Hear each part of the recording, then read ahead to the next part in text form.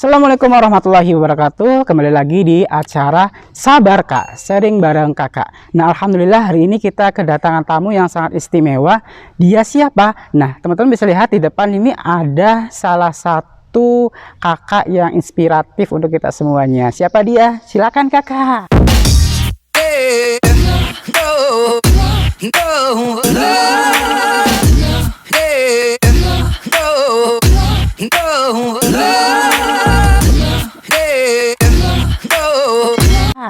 Oke, baik Kak Adam, terima kasih. Sebelumnya saya perkenalkan diri dulu kali ya. Iya, boleh. Ya, Bismillah, Assalamualaikum warahmatullahi wabarakatuh. Perkenalkan, nama saya Aat Inayat, biasa dipanggil Aat ya. Saya dari Kuningan, Jawa Barat. Sekarang ini saya aktif sebagai salah satu pengajar di SMP swasta Kabupaten Kuningan, Kak. Seperti itu. Itu sih sedikit perkenalan singkat ya. Seperti itu, Kak. Oke, jadi Kak Aat ini berasal dari Kuningan dan mengabdi di salah satu sekolah di Kabupaten Kuningan. Oke Kak, ini ada beberapa pertanyaan dari netizen ya Kak ya. Nah, pertanyaan pertama itu, Kakak ini kan dengar-dengar beritanya sudah menyelesaikan S2 ya. Masya Allah ya, S2 gitu. Tahu dari mana Kak ini? Oh iya, tim kami sebelum ini lihat dulu kayak gitu. Oke, kemudian Kakak juga kemarin baru selesai program PPG ya kalau nggak salah ya. Nah, PPG. Nah, sebelum kita bicara tentang PPG, bagi Kakak arti pendidikan itu seperti apa sih Kak? Oke, karena saya ini kan aktivitasnya itu berada di ranah pendidikan gitu ya. Sudah otomatis dong setiap harinya itu selalu bergelut dengan pendidikan. Iya. Apa sih pendidikan menurut Kak Aat gitu ya? Iya Kak Aat. Pendidikan menurut saya itu sebuah proses ya, sebuah upaya bagaimana cara memanusiakan manusia seperti itu sederhananya ya. Selain itu pendidikan juga bisa diartikan sebagai sebuah perjalanan panjang ya, dimana ketika kita dilahirkan sampai dengan kita meninggal ke liang lahat itu juga proses pendidikan gitu. Jadi pendidikan itu kan ranahnya itu luas atau global seperti itu Kak Adam. Itu sih kalau bagi saya pendidikan kayak gitu. Oke, menarik banget nih ya. Kak tadi bilang pendidikan itu prosesnya dari kita mungkin masih dalam kandungan mungkin ya. Bisa. Ya. Atau mungkin pendidikan itu dimulai dari kita memilih calon pasangan. Ada yang seperti itu bilangnya. Saya pernah pernah tahu istilah seperti ini. Pendidikan itu dimulai bukan dari kandungan, tapi dimulai dari awal kita memilih pasangan. Luar seperti biasa, itu. Ini menarik ya, hostnya loh. Oke. Nah, oke ya. Kita sudah tanya tentang pendidikan kepada Kak Aat ya. Nah, tadi ada hal yang menarik tentang PPG nih Kak. Mungkin teman-teman di luar sana juga PPG itu salah satu hal yang paling banyak diminati gitu ya. Mungkin Kak Aat bisa ceritakan PPG itu hal seperti apa atau semacam apa gitu Kak Aat?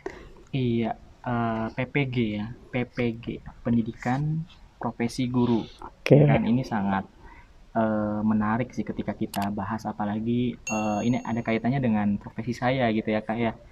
PPG ini sebetulnya merupakan program pemerintah gitu ya, dan tertuang juga di Undang-Undang Nomor 14 tahun 2005 kalau tidak salah ya. Seperti itu, dimana di situ ada mengatur tentang guru dan dosen.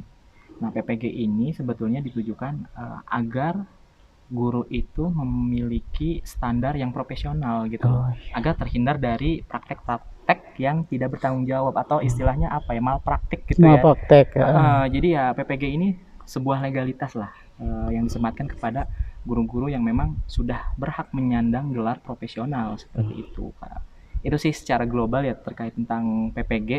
PPG ini juga dilaksanakan atau dilaksanakan oleh pemerintah gitu ya. Pemerintah dalam hal ini Kementerian Pendidikan atau Kemdikbud gitu ya. Kemdikbud ya Kak. Kemdikbud seperti itu. Oke, berarti PPG ini salah satu hal yang diikutkan atau menjadi kewajiban bagi seorang guru seperti itu Kak? Sebetulnya karena ini kan sifatnya itu kompetisi ya, kompetisi juga gitu. Jadi tidak semua guru itu bisa mengikuti PPG seperti itu. Memang wajib gitu ya bagi guru yang sudah memenuhi syarat, baru itu dikatakan wajib seperti itu. Tapi kalau misalkan guru yang belum memenuhi syarat ya tidak bisa atau belum bisa mengikuti PPG seperti itu, Kak Adam. Oke, berbicara tentang syarat ya, kayaknya syarat untuk mengikuti PPG itu apa ya Kak, kalau boleh tahu? Ini ya, maksudnya sepengalaman Kakak saya aja. Iya. Oke.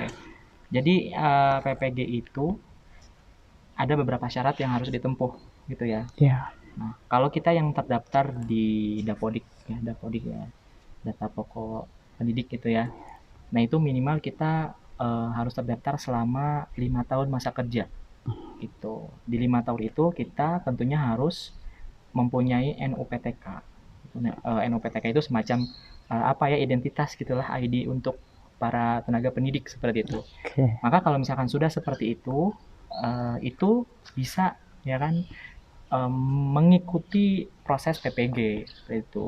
Tapi itu masih awal ya, itu hanya syaratnya aja, belum kepada proses seleksinya, itu masih panjang banget gitu. Syarat administrasi ya Kak ya. Ya kan, itu seperti itu. Itu yang di dalam jabatan ya kan. Dalam jabatan itu kan artinya guru tersebut itu sudah berprofesi sebagai guru gitu. Ada lagi yang di prajab gitu kan, sebelum menjadi guru gitu. Bedanya kalau daljab dan prajab itu, kalau daljab kan tadi sudah menjadi guru gitu kan. Kalau prajab itu kan bagi mahasiswa yang misalkan fresh graduate atau misalkan dari non keguruan ya kan, itu bisa juga mengikuti PPG. Dan kalau prajab itu biasanya berbayar, kalau daljab itu dibiayai oleh pemerintah, seperti itu Kak Adam. Oh, berarti ada 2 jenis PPG ya kayak yang pertama tadi yang daljab dengan yang prajab gitu. Iya, betul. Oh, berarti Kakak sendiri ikut yang daljab. Daljab karena alhamdulillah kebetulan saya kan terdaftar nih di Dapodik gitu, dan aktif juga sebagai pengajar atau tenaga pendidik seperti itu Kak Adam. Oke, berarti daljab itu artinya dari dalam jabatan ya Kak. Iya, barangkali teman-teman di luar sana berpikir daljab itu apa? Daljab itu adalah dalam jabatan. Kalau untuk prajabnya berarti prajabatan ya Kak? Prajabatan. Oke. Seperti itu. Oke Kak, ini ada pertanyaan lagi yang sudah masuk. Nah, pertanyaan seperti ini Kak. Menyambung dengan PPG yang sudah Kak jelasin ya. Nah, kalau guru kan memang basicnya sarjana pendidikan seperti itu ya. Nah, tapi ada juga non pendidikan tapi dia bisa ikut PPG gitu. Nah, itu menurut Kakak bagaimana tuh? Sebetulnya agak sedikit apa ya, kontroversi ya bagi diri saya gitu ya, karena kalau orang atau guru yang sudah bertitel sarjana pendidikan, menurut saya itu seharusnya ya tidak usah mengikuti PPG lagi gitu kan. Benar sih. Karena kuliah selama 4 tahun menempuh S1 ya kan, keguruan, ilmu pendidikan dan keguruan itu saya rasa sudah menjadi bekal yang sangat matang gitu ya ketika kita terjun di dunia pendidikan gitu ya. Gitu. Nah, beda halnya dengan yang non pendidikan gitu kan. Ini pengalaman saya kemarin ya, karena saya termasuk di bidang ilmu komputer ya. Ilmu komputer, banyak teman-teman saya yang lulusannya itu bukan keguruan tapi non keguruan gitu ya kan, contohnya dari Eskom, dari ST gitu kan, dan lain sebagainya. Itu banyak sekali gitu. Tapi is okay, tidak masalah. Justru PPG ini ya bagus juga gitu kan. Bagusnya kenapa? Bagusnya itu semakin lebih dalam lagi ilmu tentang keguruannya atau pedagogiknya gitu kan. Kan identik dengan ilmu keguruan itu kan lebih kepada pedagogik gitu kan ya. Jadi kita bisa mendalami, memahami ya tentang ilmu pedagogik, apa sih pedagogik itu gitu kan. Dan lain sebagainya, masih banyak lah kalau kita bahas seperti itu kan. Gitu. Oke.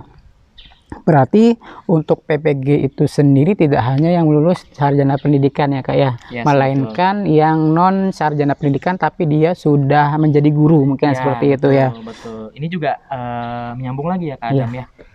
Karena di kita itu kan sebetulnya untuk keterampilan itu kan sangat dibutuhkan juga gitu kan. Nah, mungkin pemerintah berpikir sekarang ini terbuka untuk siapapun gitu kan, mau pendidikan mau non pendidikan itu semua bisa ya kan, mempunyai hak yang sama gitu kan, asalkan dia mau mengupgrade dirinya gitu, dia mau belajar menjadi seorang guru seperti apa gitu kan. Memang saya sepakat kalau seperti itu ya, cuman ini agak dilema juga ya bagi kita mungkin ya yang lulusan sarjana pendidikan ya, kok kita harus ikut PPG lagi gitu, padahal kan kita sudah kuliah 4 tahun lamanya kayak gitu kan. kenapa harus ikut PPG lagi. Tapi ya saya yakin pemerintah itu sudah berpikir secara matang gitu ya terkait hal ini, di mana wajib atau diselenggarakannya PPG ini itu untuk menambah kompetensi guru agar bisa menjadi guru yang profesional. Kalau sudah menjadi guru yang profesional, tentunya ini akan berpengaruh terhadap kualitas pendidikan yang ada di Indonesia, seperti itu. Itu Kak Adam. Oke, berarti salah satu mengikuti PPG itu untuk mengupgrade guru. Betul. Sehingga menjadi guru profesional seperti itu ya. Namanya juga PPG, berarti pendidikan profesi guru gitu ya Kak ya. Kak Adam, betul. Oke, lanjut ya Kak ya. Nah, kalau kita mengikuti PPG kan berarti kita nanti melakukan seleksi administrasi dulu tuh. Nah, kemudian kalau misalkan memang sudah lolos, kita akan dipanggil berarti ya Kak.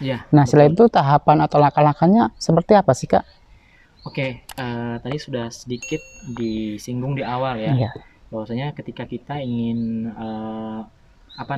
mengikuti seleksi PPG ya, syarat yang pertama kita harus terdaftar dulu di Dapodik. Ini bagi yang daljab ya, bagi yang prajab juga sebetulnya sama gitu kan, harus mempunyai akun SIM PKB lah gitu kan.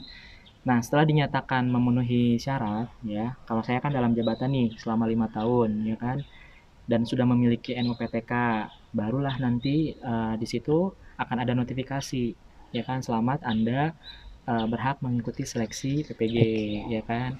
Nah, sesudah itu nanti kita akan mengisi data administratif ya kan. Ya itu secara umum aja sih ya, seperti misalkan SK mengajar gitu kan, kemudian riwayat pendidikan gitu ya, kemudian apalagi ya, biasanya ada fakta integritas juga gitu. Kemudian kalau misalkan ada pengalaman-pengalaman apa, itu bisa dicantumkan juga sih kalau ada sih, seperti itu. Nah, setelah itu tahapan berikutnya adalah seleksi administrasi. Kalau sudah dinyatakan lulus seleksi administrasi, maka kita ke tahap berikutnya nih, ya kan? Apa tahap berikutnya? Yaitu tes akademik atau pretest gitu kan. Nah, di pretest ini biasanya kita ini akan dihadapkan oleh soal-soal ya seputar tentang kependidikan gitu ya, kependidikan dan profesional. Tentunya ini sesuai dengan bidangnya masing-masing gitu kan. Kalau saya kan kemarin di bidang informatika ya, maka yang muncul soal-soal informatika gitu kan. Tentunya pedagogik tidak akan hilang gitu kan, karena itu sudah barang pasti, itu nggak akan hilang seperti itu. Kurang lebih waktu itu soalnya ada 120 dalam waktu 180 menit. Oke. Nah, seperti itu. Kurang lebih berapa jam? 3 jaman kali ya. Iya. Seperti itu. Itu kalau misalkan sudah memenuhi ya kan, sudah mengikuti ujian, kita tinggal tunggu aja nih kelulusannya, seperti itu. Itu sih Kak. Oke, berarti kalau misalkan sudah dinyatakan lulus pretest, itu kita nanti bagaimana tuh? Kalau sudah dinyatakan lulus pretest itu nanti akan muncul notifikasi di akun SIM PKB kita ya. Selamat Anda dinyatakan lulus dan berhak melanjutkan studi di LPTK mana nih nantinya. Biasanya ada LPTK itu seperti lembaga penyedia perkuliahan lah, seperti itu ya. Nanti akan muncul notifikasi. Nah, kemudian kita nanti juga harus mengisi juga nih berkas-berkas atau formulir untuk administrasi di kampusnya, seperti itu. Barulah setelah itu, selang dari itu nanti kita akan masuk ke LMS, Learning Management System. Jadi proses pembelajaran nih. Nah, kebetulan kan saya kemarin ini pendidikannya itu selama 4 bulan ya Kak ya. Luar biasa, Masya Allah gitu ya. Selama 4 bulan itu luar biasa. Luar biasanya kenapa? Karena memang kan kita ini kan pendidikannya sinkronus dan asinkronus gitu ya, melalui daring lah gitu kan. Jadi kalau sinkronusnya itu kan kita daring, nge-zoom ya, Gmeet gitu, dari pagi sampai dengan sore. Itu kan luar biasa ya kan Kak. Belum lagi kalau misalkan kita punya kesibukan yang lain, ngajar dan lain sebagainya gitu kan. Tentunya dalam hal ini saya merasa ini tuh perjuangan banget gitu buat saya gitu kan, kayak gitu. Pernah sih saya sempat berpikir gitu ya, pas di pertengahan bulan kemarin itu, bulan Oktober kali ya, saya mikir kok capek banget gitu ya, kayaknya udahan aja deh gitu kan. Tapi ada teman-teman, ada saudara yang ngingetin gitu ya, kok kamu nyerah gitu aja sih itu kan. Banyak loh di luaran sana guru itu yang pengen mengikuti PPG gitu kan. Nah, kamu malah di sini malah kayak gini gitu. Ayo dong semangat lagi gitu. Nah, dari situ saya terpecut tuh ya kan. Oh iya ya kan. Di sana banyak puluhan ribu ya kan, ratusan ribu guru yang belum bisa mengikuti PPG ini, sedangkan saya yang sudah diberi kesempatan malah seperti ini gitu. Dari situ saya nggak mau kufur nikmat dong gitu kan. Allah udah ngasih nikmat ke saya gitu kan, saya nggak mau menyanyiakan itu, nggak mau Allah itu murka gitu kan ya.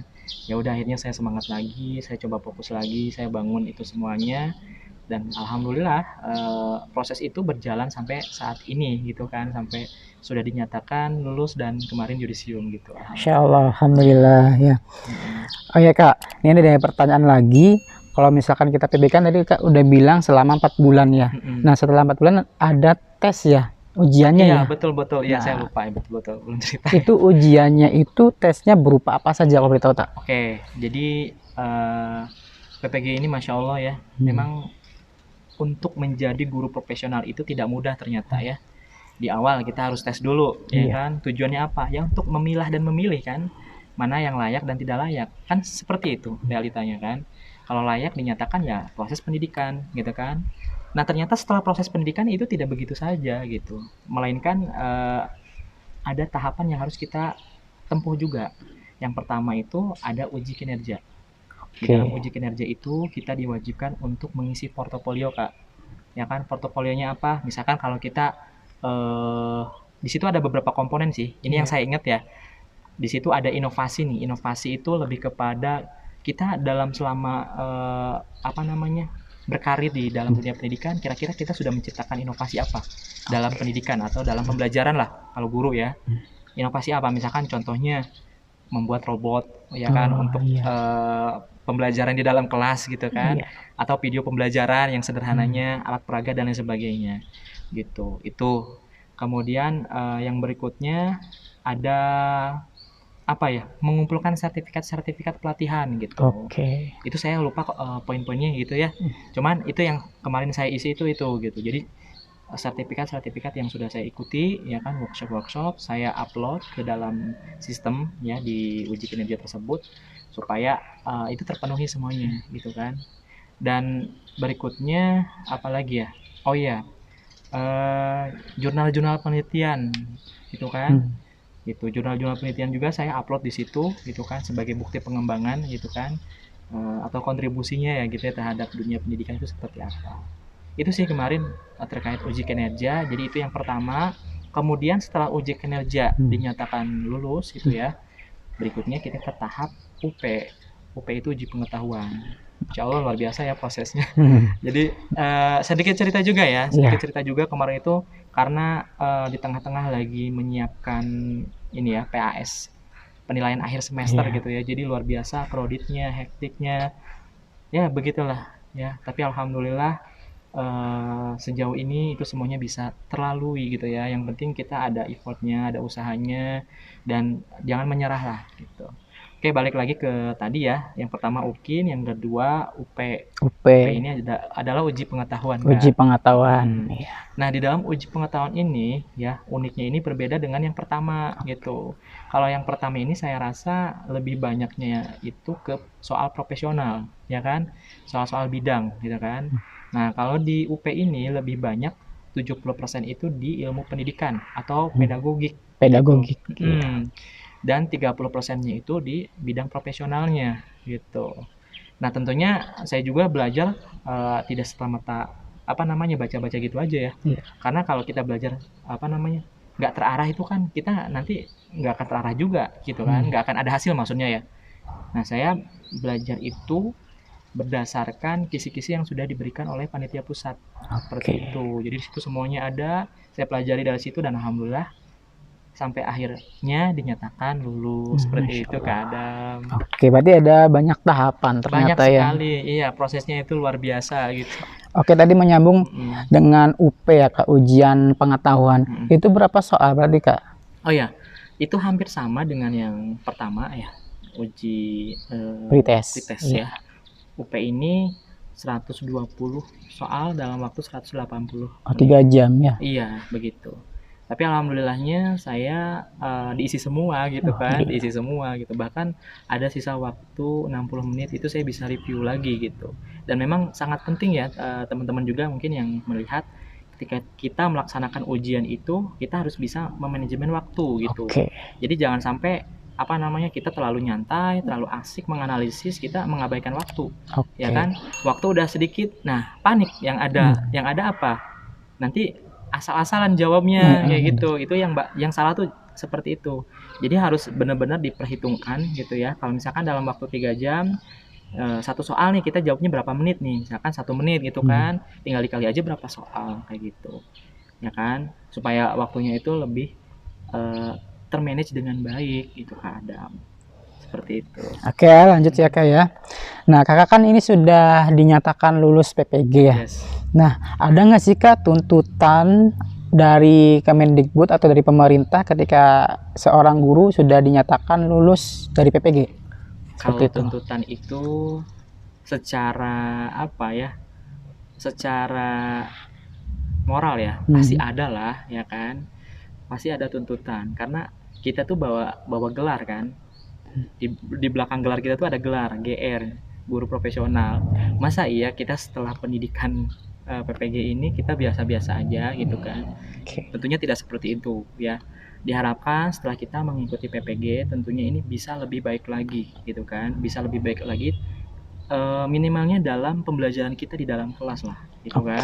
Kita harus bisa menciptakan inovasi-inovasi yang baru ya supaya peserta didik kita ini berkualitas gitu loh, berkualitas gitu. Jadi apa ya, itu saya rasa bagi semua mahasiswa yang sudah lulus gitu ya PPG itu pasti semuanya itu punya tanggung jawab moral gitu kan, untuk bagaimana caranya supaya kita ini bisa menunjukkan kualitas kita gitu, bukan untuk pamer sih sebetulnya, tapi lebih kepada tanggung jawab gitu kan, seperti itu.